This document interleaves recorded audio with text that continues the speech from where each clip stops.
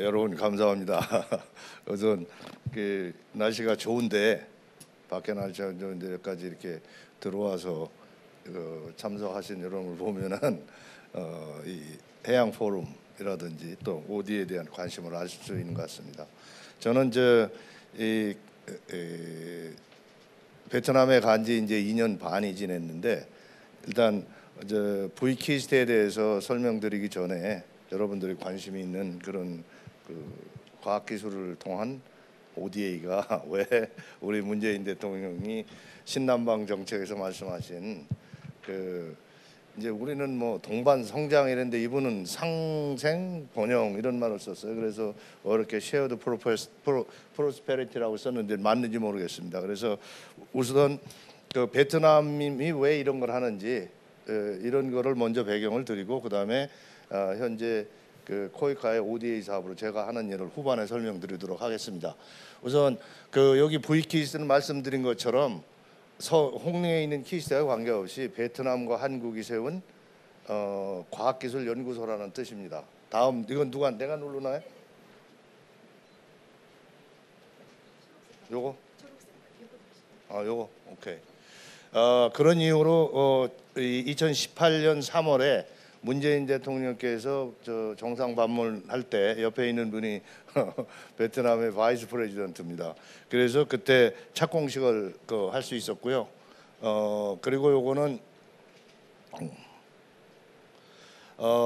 기본적으로 이제 이따가 말씀을 드리겠지만 2014년에 양국 계약을 해서 2018년에 끝날 계획을 가지고 있었는데 첫 계획은 현재 호알락 파크라고 해서 하노이에서 한 25km 서쪽에 있는 연구단지, 이제 이 사람들은 하이텍 파크라 그러는데 거기 한 64,000명이 여기 지금 보이는 그런 땅이고 그 중에 똥골뱅이 친 게 이제 마스터 플랜에 하면 1단계, 3단계에서 1단계 프로젝트를 지금 추진 중에 있습니다. 그래서 그 추진 내용은 뭐 기본적으로 이제 장선원 호알락 파크라는데 아까 그 중에 거의 20만 스퀘어미터 정도의 만 1단계를 하는데 그 중에 들어가는 돈이 이제 700만 불입니다. 7천만 불입니다. 우리나라 돈 3,500만 불은 뭐 현금이라고 보시면 되고 베트남에서 내는 3,500만 불은 이제 땅값하고 그다음에 집지 위한 인프라하고 이런 상황으로 10년 동안 이제 운영비가 여기에 포함되어 있고요. 그래서 이게 양국의 정상 간 합의 사항임에도 불구하고 중간에 잘 안 가요. 그래서 제가 2017년에 가서 원래 국가 간의 프로젝트를 2년 연장을 해서 내년 12월에 끝나는 사업입니다. 그래서 현재 하고 있는 거는 뭐 아까 보인 건물 V자 건물인데 이제 본관동하고 연구동 4개 그다음 부속시설 이렇게 하고 그다음에는 이따가 더 상세히 말씀드리겠지만 이제 연구 운영 시스템 그거를 이전하는 일을 합니다. 자 그러면은 이런 일을 시작한 배경으로 베트남 뭐 여러분 잘 아는 대로 아시겠지만 제 얘기를 하기 위해서 얼른 설명을 드리겠습니다. 이게 아마 2년 전에 아시아 이코노믹스 저기 이코노미스트에 나온 건데 과연 이제 뭐 이 베트남이 포스트 차이나 이렇게 많이 얘기하잖아요. 혹시 이제 포스트 차이나라는 말이 나오기 전에는 옛날엔 넥스트 차이나였어요. 넥스트 차이나라고 불렀었어요. 근데 지금은 이제 포스트 차이나라고 하는 뜻에는 두 가지 뜻이 있습니다. 넥스트 차이나라고 할 때는 한국한테만 얘기를 했었는데 포스트 차이나라고 할 때는 이제 한국뿐만이 아니고 상당히 많은 나라들한테 자기들의 경제 특히 이제 중국으로부터 중국의 단물을 다 빼먹은 기업 나라는 한때는 그런 기회의 장소라고 다들 보고 있습니다. 그래서 이렇게 프로젝트를 했는데 사실은 이제 여기에 이게 이제 등소평 이후에 개영 개방 이후 일본의 중국의 지표 베트남에 가는 도이머이라 그래서 1986년 그때 이후를 보면은 중국을 그때 따라가고 있어요. 그런데 문제는 계속 중국처럼 갈 거냐 안 갈 거냐 하는 거에 대해서는 많은 의문이 있습니다. 그게 상당히 베트남에서도 우리가 옛날에 올림픽 끝나고 나서 했듯이 5천 불의 트랩을 넘을 수 있느냐 없느냐. 그래서 그걸 미드 인컴 트랩을 빠져나올 수 있느냐 없느냐 이렇게 실제는 논의를 많이 하고 있습니다. 베트남 사람도 그렇고 밖에 있는 사람들도 경제를 하는 사람들은 그게 우려를 하고 있어요. 그래서 그 이유는 제가 뭐 간단히 설명드리면 이 사람들이 아까 저 얘기한 것처럼 지금 맞아요. 근데 요 밑에 보면은 전체 GDP에서 차지하는 그 제조업이 한 15% 이제 조금 이제 늘어서 16%에 가까이 됐습니다.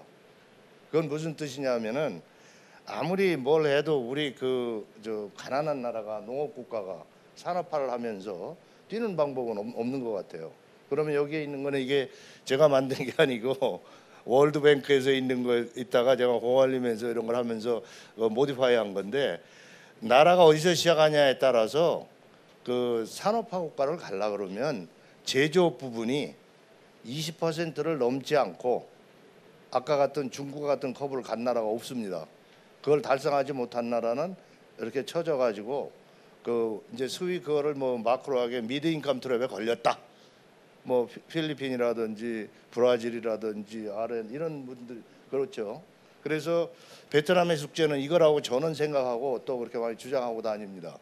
그게 무슨 뜻이냐면 이 문제가 해결되지 않고는 현재는 이제 구태여 이제 그랬지만 로우 레벨 인더스트리얼라이즈 지금 퍼캐피탈 한 3천 불이 가까이 됐지만 이거를 해결하지 않고는 이쪽으로 가기가 어려울 것이다. 그런데 저쪽 데이터를 한번 보세요. 이 사람들이 지금 이제 GDP 규모가 2,500억 달러 규모가 될 거예요. 그러면 그거의 5%다. 그 얘기는 무슨 얘기냐면 거의 1,000억 달러 이상을 제조업에서 늘려야 되는데 그게 쉬운 일이 아니란 얘기입니다. 그게 이제 큰 배경이고요. 그러면 왜 하필이면 이제 우선 제가 이렇게 얘기하는 거는 이 VQ 시작한 거는 뭐 한국이 시작하고 싶어서 한 것도 아니고 그다음에 키스트가 시작하고 싶은 것도 아니고 어느 시기에 베트남이 우리 정부에서 해달라고 얘기를 해요. 근데 그거는 이따가 다시 얘기했지만 박정희 대통령께서 미국 가서 해달라고 했던 거 유사한데 같지는 않습니다. 그래서 제가 왜 베트남이 한국에 또 키스트에 왔나 하는 것을 간단히 설명을 드리겠습니다.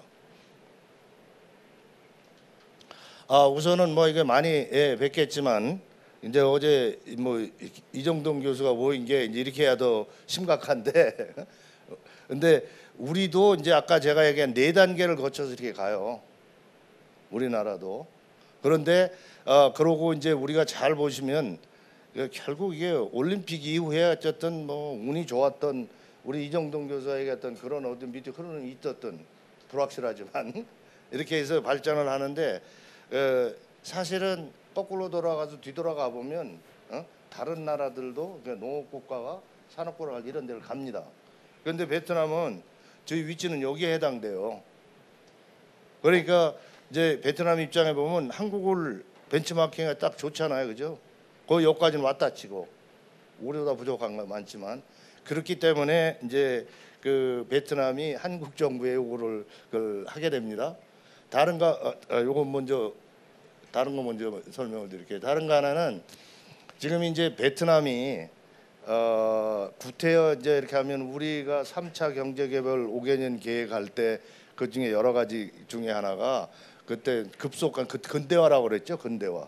급속한 근대화 이렇게 했는데 이 사람들이 경제개발 현재 추진하고 있는 2020년까지 계획에 들어가 보면 스피딩 업 인더스트리얼라이제이션 이런 표현이 있어요. 이게 그런데 이제 우리하고 사정은 다르지만 여가 이제 이게 기업이고 그죠? 이제 기술 같은 거를 뭐 예를 들어서 필요하다 도와주는 이런 대학이라든지 그다음에 바스트라는 이제 공산유과가 있는 아카데미 오브 사이언스, 아카데미 테크놀로지인데 이거는 이제 이미 소련 체제의 연구 시스템이 갖춰져 있는데 40년이 넘은 각 분야의 연구소가 거의 한 200개가 넘습니다. 바스트라고 해서 특별히 오거나이즈 된다만 해도 한 40개가 넘어요. 그런데 이 시스템은 뭐 실제 자기들 그거 했듯이 이런 연구를 하고 있어요. 여러 가지 이유로.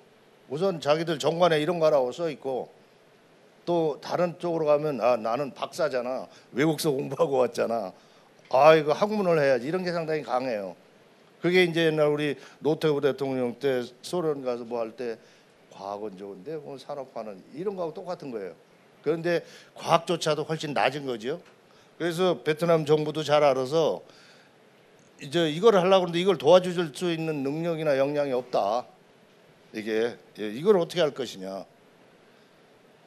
그런데 이제 뭐 결론은 뭐냐면 한국을 잘 조사해 보니까 초창기에 키스라는 조직이 하나 있어 만들어 가지고 산업화를 아주 많이 하고 그다음에 그 이후에 키스가 뭐냐면 출연 연구소들이 70년대 80년대를 지나면서 했구나.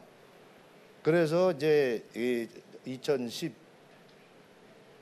3년에 2012년 12년 잘 모르겠습니다. 그래서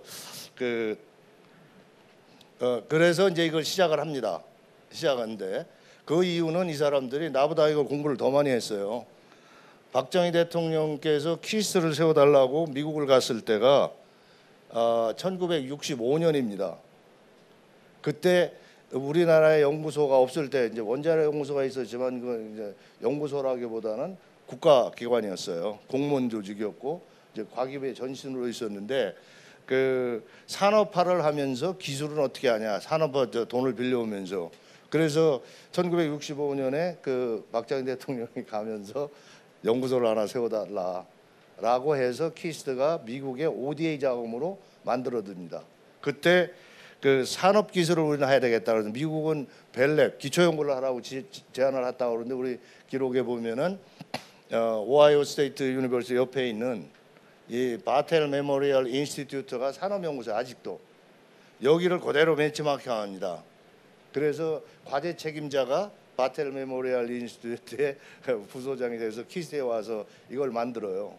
그래서 그런 것처럼 2012년에 베트남 수상이 그 이명박 때 말기에 와서 그걸 만들어 달라고 그러고 키스를 벤치마킹 해달라라고 요청을 해서 이 사업을 시작을 합니다. 그래서 2013년에 이제 박근혜 대통령이 되면서 베트남하고 우리가 자유무역 협정을 맺더라고요.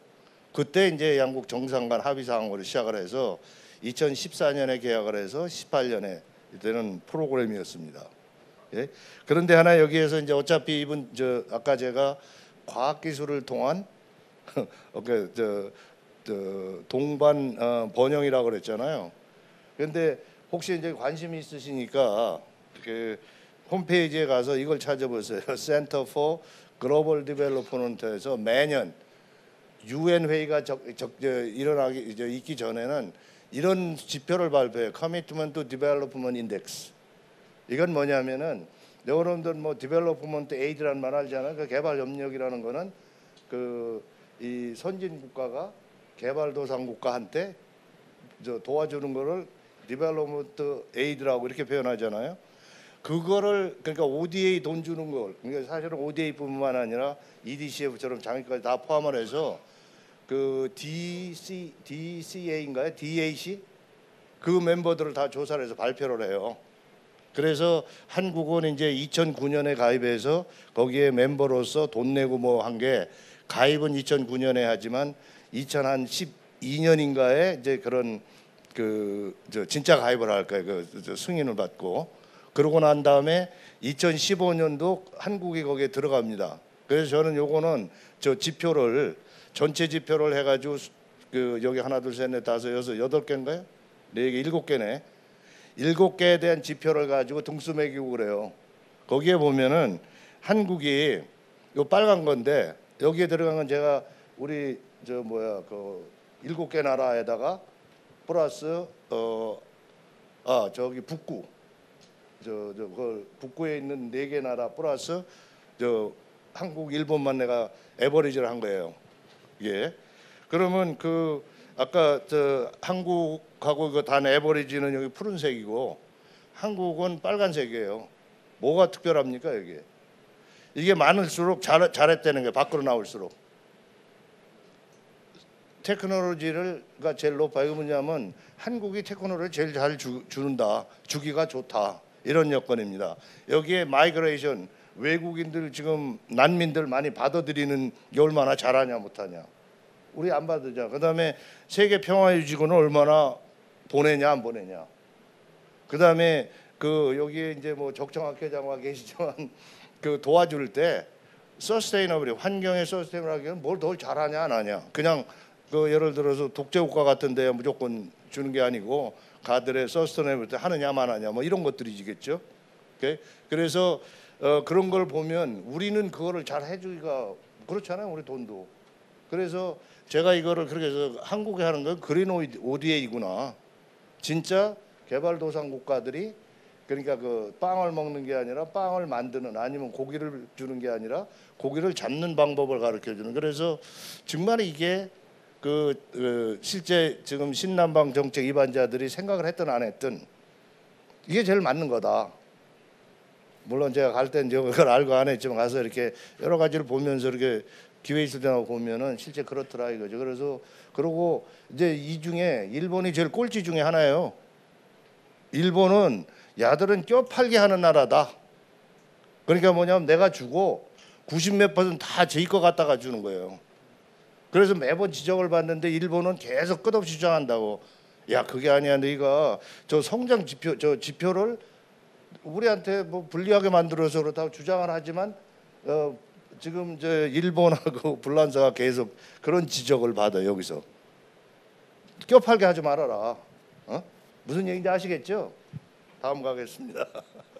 자, 그래서 이제 저 브이키스는 베트남에 아까 그렇게 정확히 요청을 해서 이 빈자리를 채우는 이거 하나 또 지나가야 되겠네. 이 빈자리를 채우기 위해서 만드는 게 브이키스입니다.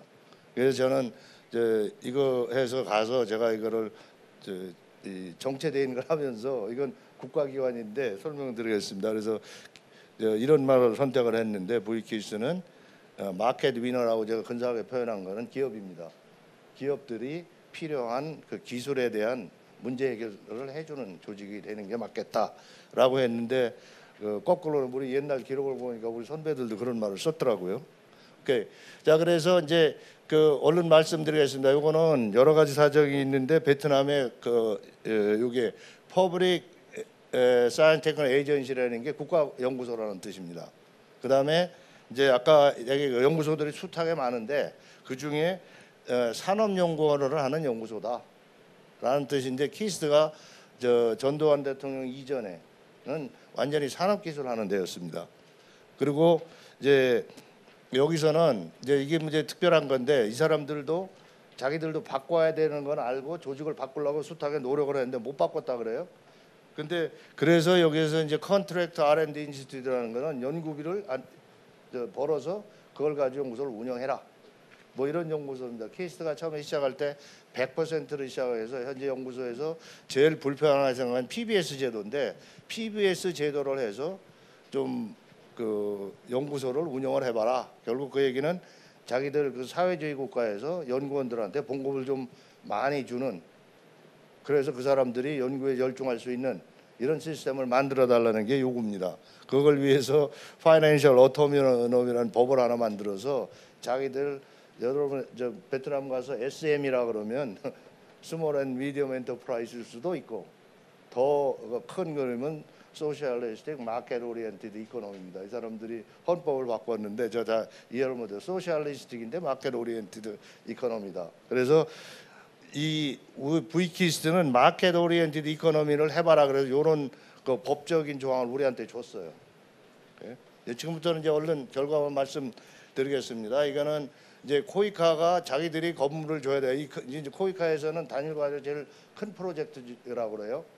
이게 그래서 이 중환 프로그램을 누굴 줄 수 없다 그래서 건물 2,200만 불을 건물을 코이카가 져주고 나머지 이제 1,300만 불을 키스가 하는 일은 연구 분야 정해주고 사람 뽑아주고 사람 뽑으면 훈련시켜주고 연구실 운영 제도 다 다시 고쳐서 만들어주고 그 다음에 일부 이제 장비 사주고. 근데 상당히 옛날 그게 바텔 메모리얼 인스티튜트가 키스를 만들 때 하던 일을 그걸 합니다.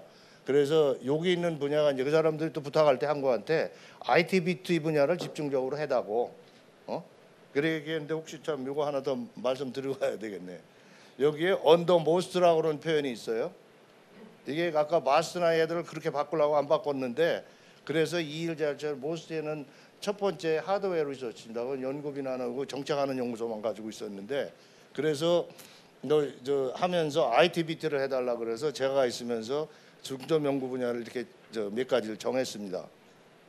그리고 현재는 이제 그 사이 많이 진전이 돼서 건물은 지금 한 뭐 60% 내년 6월이면 완공이 될 거고, 그래서 지금은 이제 연구원들을 뽑아서 그 연구원들이 연구를 하게 만들어가고, 한 달 전에 거기 아무것도 없기 때문에 마침 천연물 하는 연구 책임자를 뽑아서 강릉에 우리 실험실 하나 만들었어요.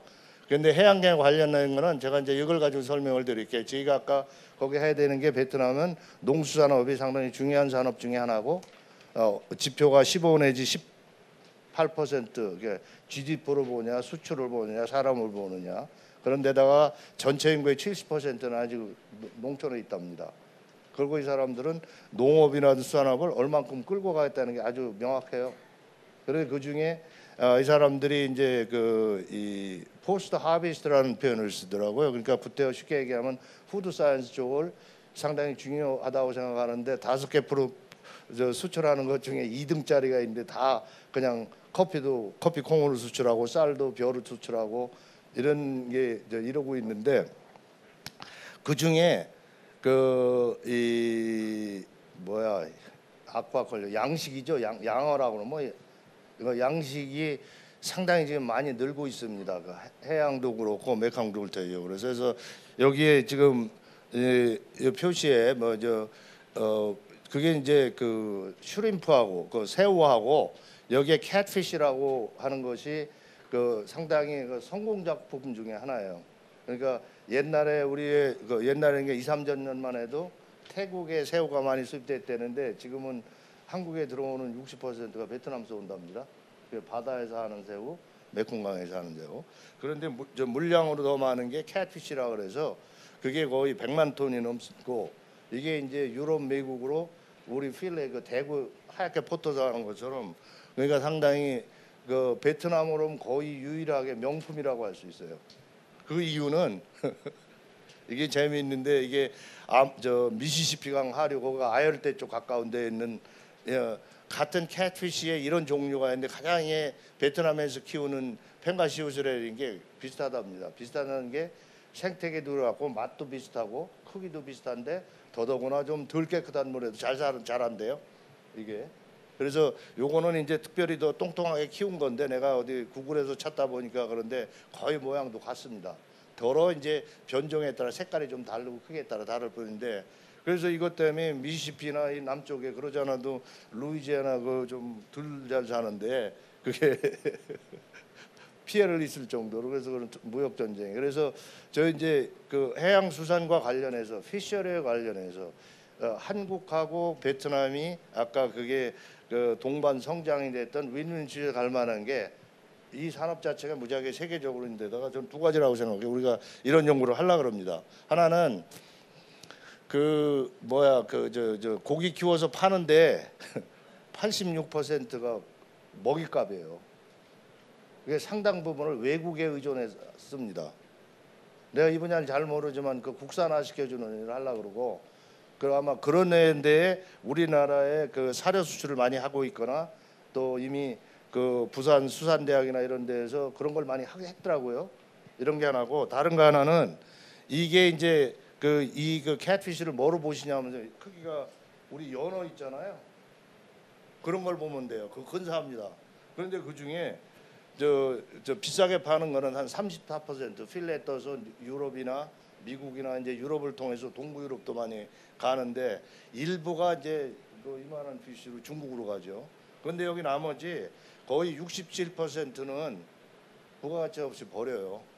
그러니까 할 만한 일이 뭐냐면, 연어 같은 경우는 전체 중에 거의 85 내지 92%를 쓰더라고요. 머리 이거 자른 것도 다 갈아서 뭐에 쓰고, 뭐 오메가3도 만들고, 심지어는 껍데기 가지고 뭐 지갑도 만들고.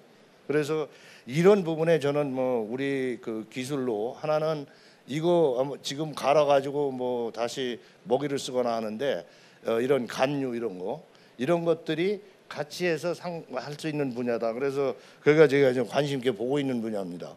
그래서 저는 이제 결론인데 그 베트남으로서는 과학기술의 능력을 이걸 통해서 그 기술을 개발하고 그래서 자기들의 국가 목표인 산업화 촉진하는 데 기여할 거라고 저는 분명히 보고요. 브이키스가.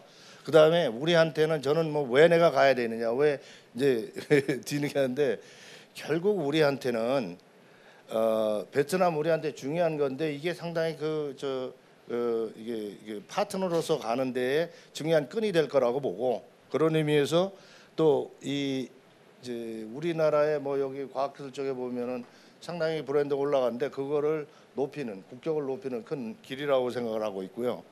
마지막으로 어떻게 다 하겠습니까? V키스가 하는 거는 분야도 그렇고 연구도 그렇고 이거는 이미 베트남에 많은 연구소가 있는 걸 해야 되기 때문에 새로운 방식으로 해서 결국 키스트가 한국에서 성공한 방식입니다. 그걸 통해서 결국 베트남 산업이 더 콸콸콸 흘러가게 하는데 마중물 역할 정도는 할 수 있을 것이다. 그런 일을 하고 있습니다. 끝입니다. 감사합니다.